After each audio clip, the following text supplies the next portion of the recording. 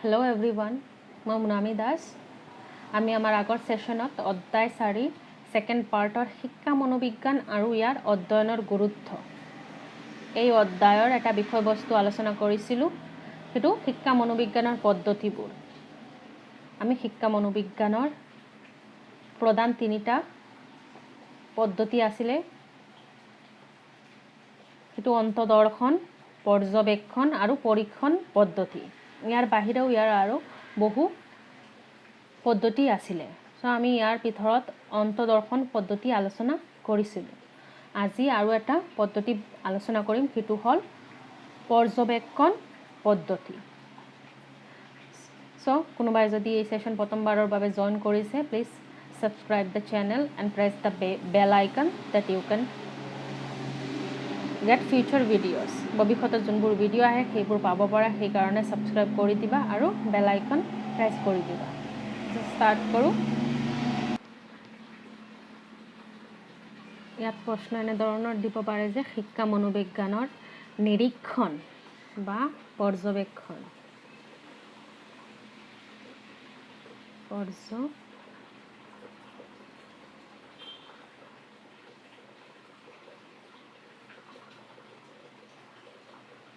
পৰ্যবেক্ষণ পদ্ধতি সম্পৰ্কে আলোচনা কৰা। নিৰীক্ষণ পদ্ধতিক পৰ্যবেক্ষণ পদ্ধতি বুলিও কোৱা হয়। এনেধৰণৰ প্ৰশ্ন থাকিব পাৰে বা এনেধৰণৰ প্ৰশ্ন দি দিব পাৰে যে নিৰীক্ষণ পদ্ধতিৰ বৈশিষ্ট্য আলোচনা কৰা বা নিৰীক্ষণ পদ্ধতিৰ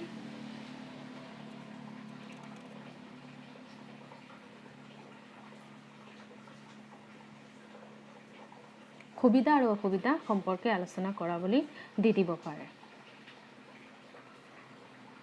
এতিয়া আলোচনা কৰোঁ নিৰীক্ষণ পদ্ধতি কি হয়। নিৰীক্ষণ শব্দই পৰ্যবেক্ষণ বা লক্ষ্য কৰা বুজায়। আৰু নিৰীক্ষণ শব্দৰ অৰ্থ হ'ল কি? পৰ্যবেক্ষণ কৰা। যে কোনো এটা বস্তু আমাৰ আগত আহিছে, সেইটোক আমি চাম যে সেই বস্তুটো কেনেধৰণৰ হয়, সেই বস্তুটো দেখাত কেনেধৰণৰ, কালাৰটো কি হয়, সেই সকলোখিনি আমি কি কৰোঁ, চালি জাৰিকৈ চাওঁ। তাকেই পৰ্যবেক্ষণ বা নিৰীক্ষণ বুলি কোৱা হয়।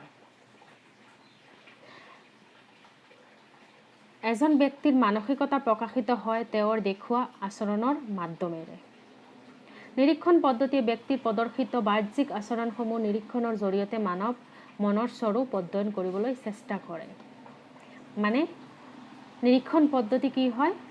নিৰীক্ষণ পদ্ধতিয়ে এজন ব্যক্তি যিকোনো সমস্যাত বা যিকোনো পৰিস্থিতিত যদি সন্মুখীন হয়, সেই পৰিস্থিতিত এজন ব্যক্তিয়ে কেনেধৰণৰ মানসিকতা দেখুৱায় বা আচৰণ দেখুৱায়, সেই আচৰণকেই নিৰীক্ষণ পদ্ধতিয়ে কি কৰে? পৰ্যবেক্ষণ কৰে। চালি জাৰিকৈ চায় যে এজন ব্যক্তিয়ে কোনো যদি সমস্যাৰ সন্মুখীন হয় আৰু বিভিন্ন পৰিস্থিতিত কেনেধৰণে তেওঁলোকে আচৰণ কৰে, সেই আচৰণক অধ্যয়ন কৰা হয়। আৰু এই নিৰীক্ষণ পদ্ধতিয়ে কি কৰে? এজন ব্যক্তিৰ বাহ্যিক আচৰণ বা বাহ্যিক আচৰণ, যেনে আমি যদি এটা জেগাত এক্সিডেণ্ট হৈছে, সেই এক্সিডেণ্টৰ সময়ত আমি কি কৰিম? টেনশ্যনত থাকিম, চিন্তা কৰিম যে কাৰ এক্সিডেণ্ট হৈছে, কেনে হৈছে বা বেছি হৈছে নে নাই, হয়নে নাই। সেই বস্তু চিন্তা কৰাটো কি হয়? মনৰ ভিতৰত চিন্তা কৰি আছোঁ, কিন্তু ফেচিয়েল মিনছ আমাৰ মুখত সেইটো চিন্তা কৰি আছোঁ যে মুখতেই গম পোৱা যায় যে আমি কি কৰি আছোঁ, চিন্তা কৰি আছোঁ। হাঁহিলে কি হয়? মুখতে বুজা যায় যে হাঁহি আছে বুলি। কান্দিলে কি বুজা যায়? মুখতে এক্সপ্ৰেশ্যনতেই বুজা যায় যে কান্দি আছে বুলি। সেই যে এক্সপ্ৰেশ্যন, আমাৰ মুখৰ যোনটো এক্সপ্ৰেশ্যন হয়, সেইটোৰ জৰিয়তে আমাৰ আচৰণটো বা আমি কাম কৰা, আমি শাৰীৰিকভাৱে অংগী ভংগী কৰোঁ, সেই অংগী ভংগী বা আমাৰ ফেচিয়েল মুখৰ অংগী ভংগীয়ে আমাৰ আচৰণৰ কথা কৈ দিয়ে। এই পদ্ধতি কি কৰে? কোনো এজন ব্যক্তিৰ বা এটা শিশুৰ কি ভাবি আছে, সেই ভাৱ গতি, কেনেকৈ আচৰণ কৰি আছে, সেই আচৰণ আৰু কেনেধৰণে কথা পাতি আছে, সেইটো পুংখানুপুংখভাৱে নিৰীক্ষণ কৰা হয়। চালি জাৰিকৈ চোৱা হয় যে এই পৰিস্থিতিত এজন ব্যক্তি কেনেধৰণে আচৰণ কৰি আছে আৰু সেই পৰিস্থিতিত বেলেগ মানুহে কেনেধৰণে আচৰণ কৰি আছে মানে এক কথাত ক'বলৈ গ'লে এই নিৰীক্ষণ পদ্ধতিয়ে এজন ব্যক্তিৰ আচৰণ অধ্যয়ন কৰে বা আমি ক'ব পাৰোঁ যে এজন ব্যক্তিক প্ৰণালীবদ্ধভাৱে নিৰীক্ষণ কৰা হয় এজন মানুহৰ মনৰ কথা জানিবলৈ সেইটোৱে হ'ল পৰ্যবেক্ষণ পদ্ধতি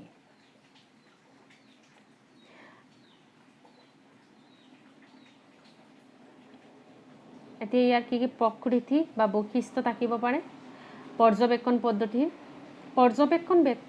পদ্ধতিয়ে এজন ব্যক্তিৰ আচৰণ অধ্যয়ন কৰাত সহায় কৰে যে এজন ব্যক্তিয়ে বিভিন্ন পৰিস্থিতিত কেনেধৰণে আচৰণ কৰি আছে সেই আচৰণটো অধ্যয়ন কৰাত সহায় কৰে বা আমি ক'ব পাৰোঁ যে এজন ব্যক্তিৰ সকলোৱে জানে যে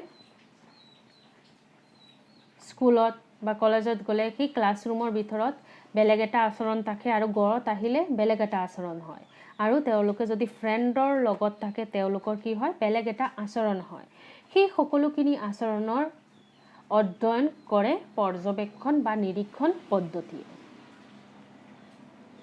দ্বিতীয়টো হ'ল ঘটনা বিৱৰণী বুজিবলৈ সহায় কৰে যেনে কোনো আমাৰ জীৱনত বহু ঘটনা হৈ থাকে সেই ঘটনাটো কেনেকা হৈছে কিয় হৈছে সেই ঘটনাটো হোৱাৰ কাৰণ কি সেইবোৰ চালি জাৰিকৈ চোৱাত সহায় কৰে তৃতীয়টো হ'ল বেলেগৰ পৰিপ্ৰেক্ষিতত বাস্তৱতা জনাত সহায় কৰে মানে এই পৰ্যবেক্ষণ পদ্ধতিয়ে বাস্তৱতা মিন্স ৰিয়েলিটি যোনটো হয় সেই বাস্তৱতাটো জনাত সহায় কৰে আৰু বেলেগৰ পৰিপ্ৰেক্ষিতত মানে এই পৰিস্থিতিত যদি কোনো মানুহ হয় তেনেহ'লে কেনেধৰণে আচৰণ কৰিব আৰু বেলেগ পৰিস্থিতিত যদি বেলেগ মানুহ হয় তো সেই বেলেগ পৰিস্থিতিত কেনেধৰণে আচৰণ কৰিব সেইটোৱে যেনে ইয়াতে এটা এক্সাম্পল দিব পাৰোঁ যে কোনো মুভি মানে এটা পিকচাৰ মুভিত যদি কোনো এটা ইমোশ্যনেল চিন মানে আৱেগিক চিন এটা চলি থাকে তেতিয়া কি হয় সকলোৰে ফেচিয়েল এক্সপ্ৰেশ্যনত আমি গম পাওঁ যে সেইটো ইমোশ্যনেল চিন বা আৱেগিক চিন চলি আছে সেইকাৰণে ফেচিয়েল এক্সপ্ৰেশ্যনটো কি হৈ যাব দুখিত হৈ যাব সেই মানে যিকোনো পৰিস্থিতিত বেলেগ হ'লে কেনেকা ৰিয়েক্ট কৰিব সেইটো জনাত সহায় কৰে এইখিনি হ'ল পৰ্যবেক্ষণ পদ্ধতিৰ প্ৰকৃতি এতিয়া হ'ল পৰ্যবেক্ষণ পদ্ধতিৰ কি ভাগ থাকিব পাৰে পৰ্যবেক্ষণ পদ্ধতিৰ প্ৰথম ভাগটো হ'ল প্ৰত্যক্ষ আৰু পৰোক্ষ নিৰীক্ষণ দ্বিতীয়টো হ'ল স্বাভাৱিক আৰু অস্বাভাৱিক নিৰীক্ষণ তৃতীয়টো হ'ল পৰিকল্পিত আৰু অপৰিকল্পিত নিৰীক্ষণ এতিয়া প্ৰত্যক্ষ আৰু পৰোক্ষ নিৰীক্ষণ কি হ'ব পাৰে প্ৰত্যক্ষ নিৰীক্ষণ এইটোৱে হ'ল যে এজন ব্যক্তিৰ আচৰণ পোনপটীয়াভাৱে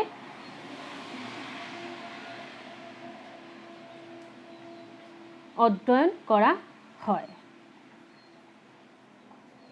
মানে এজন ব্যক্তিৰ আচৰণ যেনে ডাইৰেক্টলি প্ৰত্যক্ষ মিন্স ডাইৰেক্টলি কেনেধৰণে এজন ব্যক্তিক আচৰণ কৰা হয় যেনে ক্লাছৰুমত যদি এজন ষ্টুডেণ্টক বা ছাত্ৰক যদি আচৰণ পৰ্যবেক্ষণ কৰা হয় সেইটো হ'ব প্ৰত্যক্ষ আৰু পৰোক্ষ কি হ'ব ক্লাছৰুমৰ বাহিৰত যদি সেই একেজন ষ্টুডেণ্টৰ আচৰণ নিৰীক্ষণ কৰা হয় তাকে কোৱা হ'ব পৰোক্ষ নিৰীক্ষণ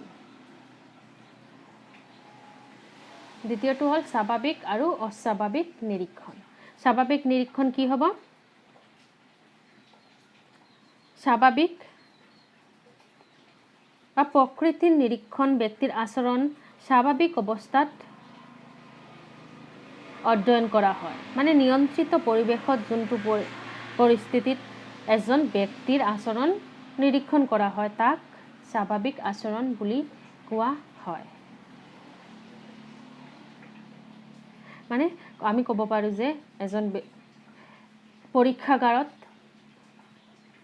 বা লেবৰেটৰীত এজন ব্যক্তিক বা ছাত্ৰক কি কৰা হৈ আছে নিৰীক্ষণ কৰা হৈ আছে তাক কি বুলি কোৱা হ'ব স্বাভাৱিক আৰু অস্বাভাৱিক কোনটো হ'ব যে সেই বজাৰত যদি কোনো এজন ছাত্ৰক আমি কি কৰোঁ নিৰীক্ষণ কৰোঁ মিনছ অবজাৰ্ভ কৰোঁ সেইটোৱে হ'ব অস্বাভাৱিক নিৰীক্ষণ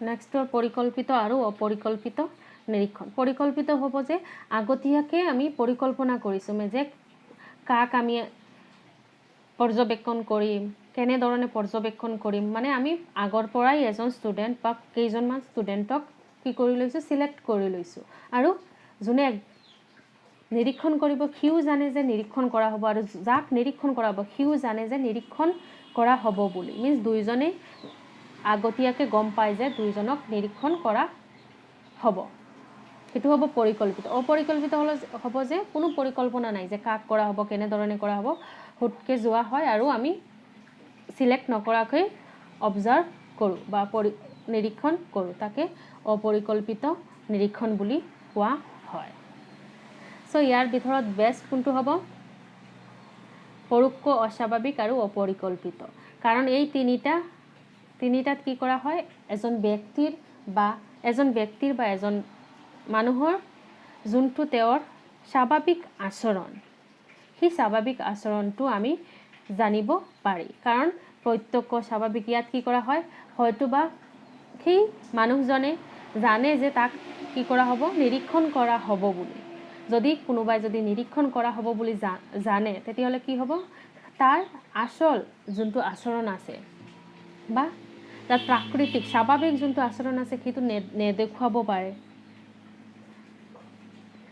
লুকাই ৰাখিব পাৰে কিন্তু পৰোক্ষ আৰু অস্বাভাৱিক আৰু অপৰিকল্পিত নিৰীক্ষণত কি কৰিব সি তাৰ স্বাভাৱিক যোনটো আচৰণ আছে নেচাৰেল যোনটো বিহেভিয়াৰ আছে সেই আচৰণটো লুকাই ৰাখিব নোৱাৰে সি ইয়াত জানে যে ইয়াত ফ্ৰী হয় এই ফ্ৰী অৱস্থাত কি কৰে নিজৰ আচৰণ বাহিৰত আহিবলৈ ধৰে চ' আই হোপ তোমালোকে এইখিনি পৰ্যবেক্ষণৰ অৰ্থ প্ৰকৃতি আৰু ইয়াৰ ভাগ কি হয় সেইখিনি বুজিব পাৰিছা বুলি থেংক ইউ এভৰিৱান